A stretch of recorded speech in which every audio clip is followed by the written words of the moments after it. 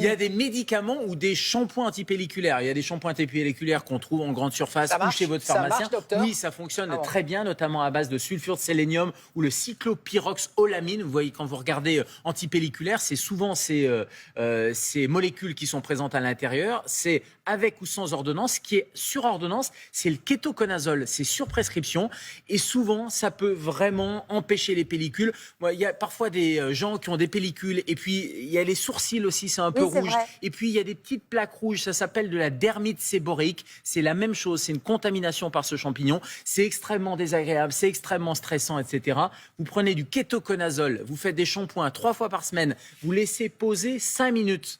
Et après, vous rincez et je vous assure que ça change la vie des patients sur le visage, sur les cheveux et ça diminue le stress. Et donc, du cercle vicieux, on va passer dans un cercle vertueux avec moins de pellicules. Donc, c'est sur prescription. N'hésitez pas à consulter en particulier votre médecin traitant ou votre dermatologue. Le kétoconazole, ça se met en crème aussi ou pas ? On peut le mettre en crème. C'est pas à base de zinc ? Exactement. Non, alors, c'est pas à base de zinc, c'est vraiment un antifongique. C'est pour lutter, c'est pour tuer ce champignon. Et ça fonctionne très, très bien parce que sinon, on a vraiment des plaques qui vont avec les poussées de stress, etc.